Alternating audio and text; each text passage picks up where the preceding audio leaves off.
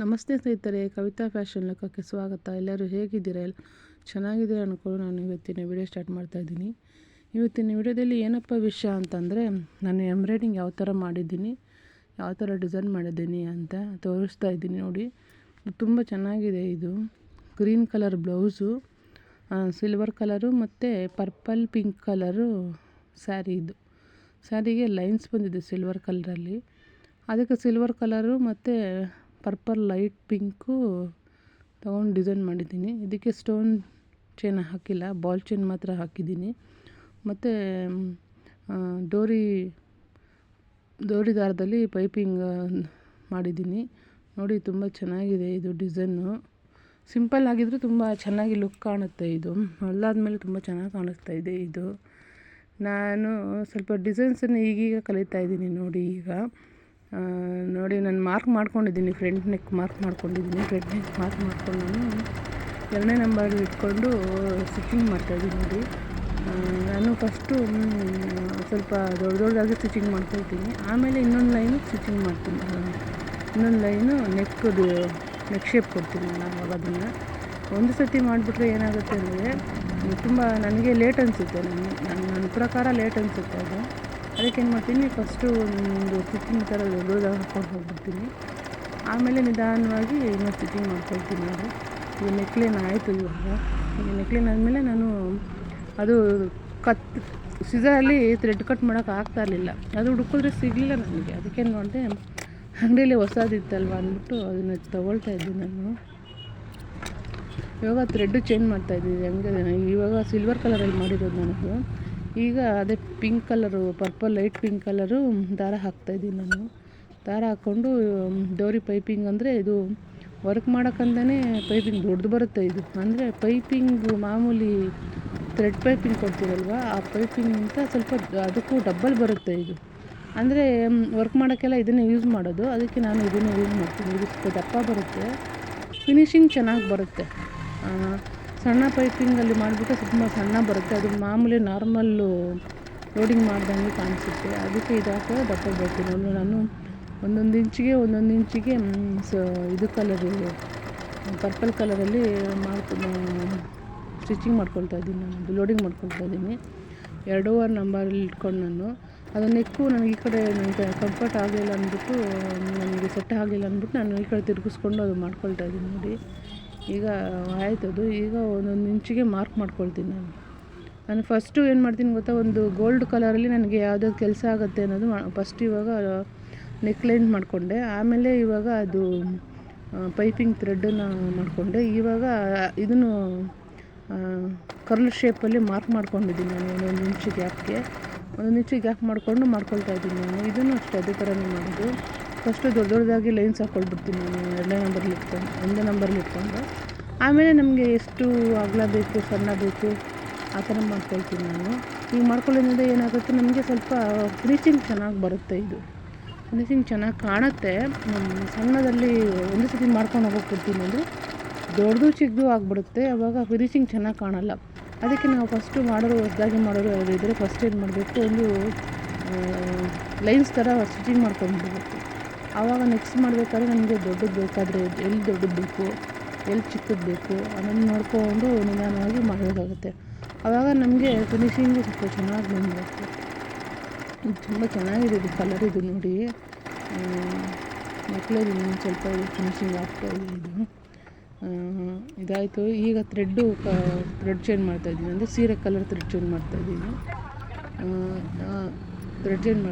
ನಾನು ಫಸ್ಟ್ ಏನು ಮಾಡಿಬಿಡ್ತೀನಿ, ಒಂದೊಂದು ಇಂಚು ಗ್ಯಾಪ್ ಬಿಟ್ಟಿದ್ನಲ್ವ ಡೋರಿ ಪೈಪಿಂಗ್ ಹೊಡೆದು, ಆ ಪೈಪಿಂಗಿಗೆ ಈಗ ಕವರ್ ಮಾಡ್ತೀನಿ.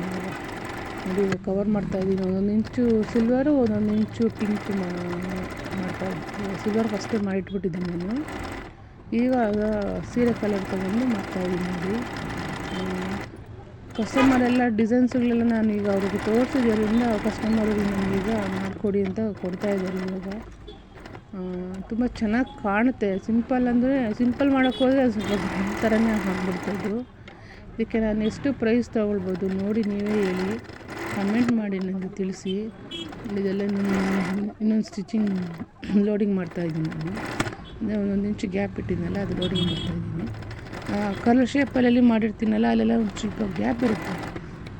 ಆ ಗ್ಯಾಪ್ಗೆ ಒಂದೊಂದು ಡಾಟ್ ಥರ ಇಡ್ತಾಯಿದ್ದೀನಿ ನಾನು. ಅದು ಗ್ಯಾಪ್ ಇಟ್ಟರೆ ಒಂಥರ ಫುಲ್ಲು ಫಿನಿಶಿಂಗ್ ಥರ ಕಾಣಲ್ಲ ಅದು. ಅದಕ್ಕೇನು ಮಾಡ್ತೀನಿ, ಒಂದೊಂದು 0ಇಂದ 1ಗೆ ಹೋಗಿ ತಿರ್ಗಾ 0ಗೆ ಬರ್ತೀನಿ. ಅದೇನಾಗುತ್ತೆ, ಒಂಥರ ಬಾಲ್ ಥರ ಬರುತ್ತೆ. ಅದು ರೌಂಡ್ ಸರ್ಕಲಲ್ಲಿ ಬಂದು ಫುಲ್ ಒಂದು ರೌಂಡ್ ಸರ್ಕಲ್ಲು 0 ನಂಬರ್ ಇಟ್ಬಿಟ್ಟು ಸ್ಟಿಚಿಂಗ್ ಮಾಡ್ತೀನಿ. ಇದು ಚೆನ್ನಾಗಿದೆ ಇದು. ಈಗ ನೋಡಿ, ಇವಾಗ ನಾನು ಇದು ಅರ್ಧ ಚೆಂಡಿನ ಥರ ಕರ್ಲ್ ಶೇಪ್ ಮಾಡಿದ್ನಲ್ಲ, ಅದನ್ನು ಫುಲ್ಲು ಬಿಲ್ಡಪ್ ಮಾಡ್ತಾಯಿದ್ದೀನಿ. ಈಗ 0ಇಂದ 2ಗೆ ಹೋಗಿ 2ಇಂದ 1ಗೆ ಹೋಗ್ತೀನಿ. ತಿರ್ಗಾ 0ಇಂದ 2 ಹೋಗಿ 2ಇಂದ 1ಗೆ ಹೋಗ್ತೀನಿ. ಒಂಥರ ಕರ್ಲ್ ಶೇಪ್ ಬಂದಿರುತ್ತಲ್ಲ, ಆ ಕರ್ಲ್ ಶೇಪ್ನ ಫಿನಿಶ್ ಮಾಡ್ತಾಯಿದ್ದೀನಿ ನಾನು. ನೋಡಿ ಮಾಡ್ತಾಯಿದ್ದೀನಿ, ಚೆನ್ನಾಗಿ ಬರ್ತಾಯಿದೆ. ಇದು ಕಲರ್ ಕಾಂಬಿನೇಷನು ಚೆನ್ನಾಗಿದೆ. ಇದು ನೋಡಿ,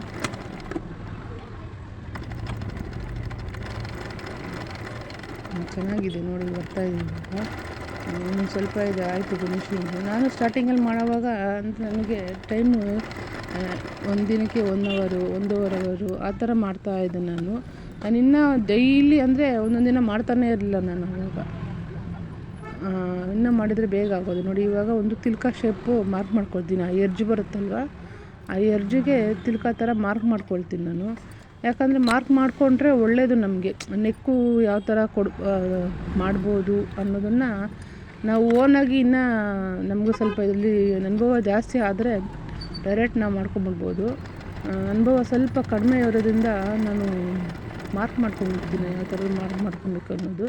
ಮಾರ್ಕ್ ಮಾಡ್ಕೊಂಡು ನೋಡಿ, ತಿಲ್ಕ ಥರ ಮಾಡ್ಕೊಳ್ತಾ ಇದ್ದೀನಿ ನಾನು. ಆ ತಿಲ್ಕ ಟೈಪ್ ಚಿಕ್ಕದಾಗಿ ಒಂದು ಅರ್ಧ ಇಂಚ್ ಅನಿಸುತ್ತೆ, ಅರ್ಧ ಇಂಚಿಗೆ ತಿಲ್ಕ ಟೈಪ್ ಮಾಡ್ಕೊಳ್ತೀನಿ ನಾನು. ತಿಲ್ಕ ಟೈಪ್ ಮಾಡಿಕೊಂಡು ಸೆಂಟ್ರಲ್ಲಿ ಗ್ಯಾಪ್ ಬಿಡ್ತೀನಿ ನಾನು. ಆ ಗ್ಯಾಪ್ಗೆ ಏನು ಮಾಡ್ತೀನಿ, ಸಿಲ್ವರ್ ಕಲರಲ್ಲಿ ಫಿಲಪ್ ಮಾಡ್ತೀನಿ. ಅದು ತುಂಬ ಚೆನ್ನಾಗಿ ಬರ್ತಾಯಿದೆ. ಇದು ನೋಡಿ, ಇದು ಹೊಸ ಡಿಸೈನ್. ನನಗೆ ಕಸ್ಟಮರು ಹೇಳ್ಬಿಡ್ತಾರೆ, ನಿಮಗೆ ಯಾವ ಡಿಸೈನ್ ಬೇಕೋ ಮಾಡಿ ಚೆನ್ನಾಗಿರಲಿ ಅಂತ ಹೇಳ್ತಾರೆ. ಇಲ್ಲಾಂದರೆ ಇಷ್ಟು ರೇಟಲ್ಲಿ ನಮಗೆ ಮಾಡಿ ಕೊಡಿ ಅಂತ ಹೇಳ್ತಾರೆ. ನಾವು ಅಷ್ಟು ರೇಟಲ್ಲಿ ಮಾಡಿ ಕೊಡ್ತೀರಿ. ಇದು ನೋಡಿ ಎಲ್ಲ ಮಾಡ್ತಾಯಿದ್ದೀನಿ.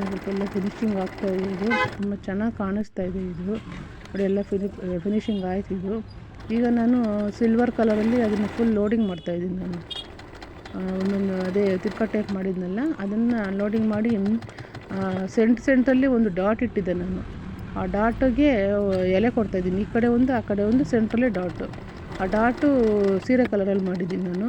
ಆ ಎಲೆನ ಮತ್ತು ಎಲೆನ ಸಿಲ್ವರ್ ಕಲರಲ್ಲಿ ಮಾಡಿದ್ದೀನಿ ನಾನು. ತುಂಬ ಲುಕ್ ಚೆನ್ನಾಗಿ ಕಾಣಿಸ್ತಾಯಿತ್ತು. ಫುಲ್ಲು ಫಿನಿಶ್ ಆದಮೇಲೆ ನೋಡಿ, ಚೆನ್ನಾಗಿದೆ. ಇದು ಈಗ ಮಾಡ್ತಾಯಿದ್ದೀನಿ ನೋಡಿ. ಈ ಕಡೆ ಒಂದು 0ಇಂದ 1ಗೆ ಹೋಗಿ ತಿರ್ಗಾ 0ಗೆ ಬರಬೇಕು. ಈ ಕಡೆಯಿಂದ 0ಇಂದ 1ಗೆ ಹೋಗಿ ತಿರ್ಗಾ 0ಗೆ ಬರಬೇಕು.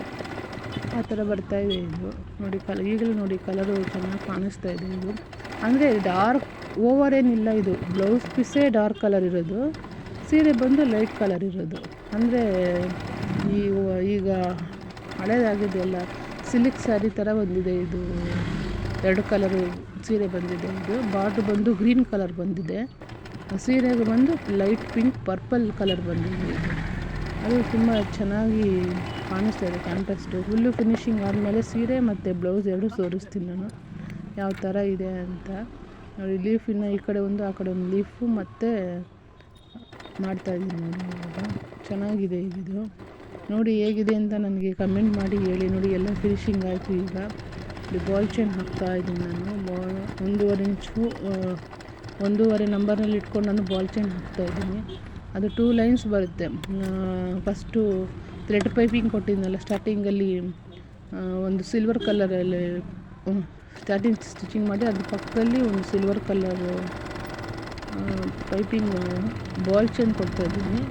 ಅದಾದಮೇಲೆ ತಿರ್ಗಾ ಈ ಕಡೆ ಒಂದು ಲೋಡಿಂಗ್ ಸ್ಟಿಚ್ ಮಾಡಿದ್ನಲ್ಲ, ಪೈಪಿಂಗ್ ಥ್ರೆಡ್ ಕೊಟ್ಟು ಅದ್ರ ಪಕ್ಕದಲ್ಲಿ ಒಂದು ಮಾಡ್ತಾಯಿದ್ದೀನಿ. ಇದು ತುಂಬ ಚೆನ್ನಾಗಿದೆ. ಇದು ನೋಡಿ ಯಾವ ಥರ ಇದೆ ಅಂತ ನೋಡಿ ಹೇಳಿ ನೀವು. ಇದು ಚೆನ್ನಾಗಿ ಕಾಣಿಸುತ್ತೆ. ಇದು ಫ್ರಂಟು ಬ್ಯಾಕ್ ಆಗಿದೆ. ಫ್ಲವರ್ ಒಂದು ಸ್ಲೀವ್ಸ್ ಒಂದು ಫ್ಲವರ್ ಆಗಬೇಕಿತ್ತು, ಅದು ಇನ್ನೂ ಮಾಡಬೇಕು. ಅದಕ್ಕೆ ಫ್ರಂಟು ತೋರಿಸ್ತಾ ಇದ್ದೀನಿ ನಾನು ಯಾವ ಥರ ಮಾಡಿದ್ದೀನಿ ಅಂತ. ನೋಡಿ ಯಾವ ಥರ ಇದೆ. ಇನ್ನೇನು ಲಾಸ್ಟ್ ಫೈನಲ್ ಬಂದ್ಬಿಟ್ಟು ಬಾಲ್ ಚೈನ್ ಎಲ್ಲ ಆಗೋಯ್ತು. ಯಾವ ಥರ ಕಾಣ್ತಾ ಇದೆ ಅಂತ ನೋಡಿ. ನನ್ನ ವೀಡಿಯೋ ನಿಮಗೆ ಇಷ್ಟ ಆಗಿದ್ರೆ ಲೈಕ್ ಮಾಡಿ, ಶೇರ್ ಮಾಡಿ, ಸಬ್ಸ್ಕ್ರೈಬ್ ಮಾಡ್ಕೊಂಡು ನೋಡಿ ಫ್ರೆಂಡ್. ನೀವು ಸಬ್ಸ್ಕ್ರೈಬ್ ಮಾಡ್ಕೊಂಡು ನೋಡೋದ್ರಿಂದ ನಾನು ಮುಂದಿನ ವೀಡಿಯೋಗಳು ಹೊಸ ರೀತಿಯಲ್ಲಿ ಹಾಕ್ತೀನಿ. ಥ್ಯಾಂಕ್ ಯು, ಧನ್ಯವಾದಗಳು ಎಲ್ಲರಿಗೂ ನನ್ನ ವಿಡಿಯೋ ನೋಡ್ತಿರೋದಕ್ಕೆ.